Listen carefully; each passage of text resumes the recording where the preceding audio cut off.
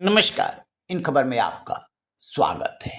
7 जुलाई 2023 कांग्रेस के तेज तर्रार प्रवक्ता के शब्द, सत्य अकाट्य है, द्वेष इस पर हमला कर सकता है, अज्ञानता इसका उपहास उड़ा सकती है, लेकिन विजय अंत में सत्य की होती है।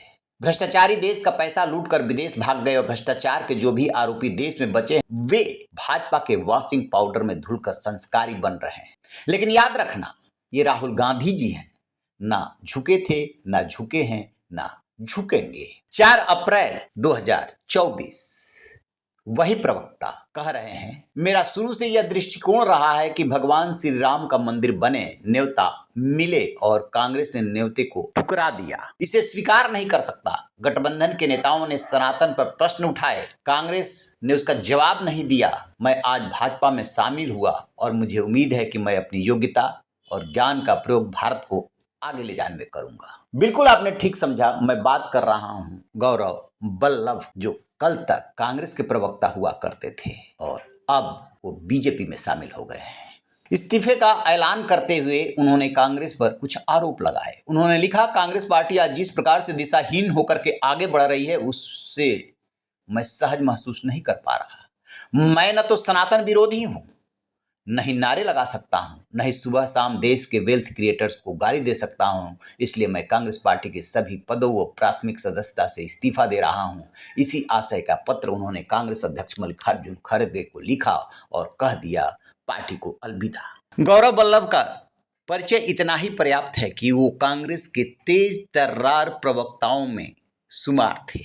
जब कभी कांग्रेस फंसती थी, खासतौर से आर्थिक मामलों को लेकर के, आंकड़ों को लेकर के, तो उन्हें आगे किया जाता था। ट्रिलियन में कितने जीरो होंगे पूछ करके वो चर्चे में आए थे। प्रोफेसर हैं, बहुत सारी योग्यताएं हैं। सामान्य तौर पे राजनेताओं में इतनी योग्यता नहीं होती, लेकिन योग्यता होते हुए भी वो झारखंड से और राजस्थान से दोनों जगह विधानसभा चुनाव में हार गए थे। राजस्थान के ही रहने वाले हैं। बहुत दिनों तक कांग्रेस की सेवा की, सफलता नहीं मिली। जो भी कारण रहा हो, अब हाथ छोड़ करके कमल के फूल को थाम लिया है। खास बात ये कि केवल वल्लभ ही नहीं, इससे पहले जयवीर शेरगिल, शहजाद पूनावाला, रीता बहुगुणा जोशी, ऐसी शख्सियतें और प्रवक्ता कांग्रेस के रहे जिन्होंने कि भाजपा का दामन थामा। सभी बीजेपी में चले गए, लेकिन एक नाम ऐसा है जिसने कांग्रेस के हाथ को झटका, बीजेपी में शामिल नहीं हुई।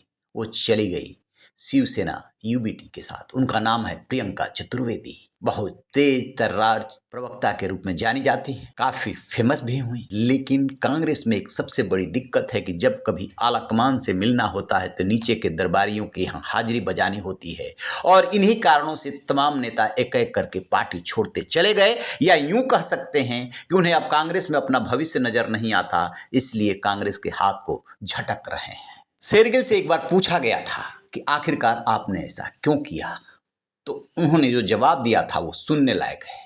उन्होंने कहा था कि 1 साल तक गांधी परिवार से मिलने की कोशिश करता रहा और लोगों के सामने झुकने के लिए मजबूर किया गया, क्योंकि वे शीर्ष नेतृत्व के करीब थे। पूनावाला कहते हैं कि उन्हें वंशवाद के खिलाफ बोलने के लिए मजबूर किया गया। इससे पहले उन्होंने राहुल गांधी को कांग्रेस के लिए उनके दृष्टिकोण पर एक टीवी बहस के लिए चुनौती दी थी। ऐसे ही जो कांग्रेस छोड़ करके बीजेपी में गए हैं, उनके पास कोई न कोई बहाना है।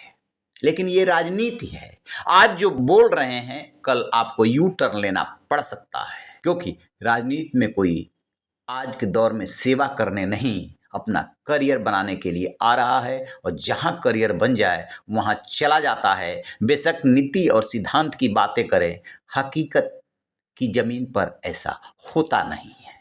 आपकी क्या राय है? कमेंट बॉक्स में जाकर कमेंट जरूर कीजिएगा। रहिए ना बेखबर, देखते रहिए इन खबर। Thank you.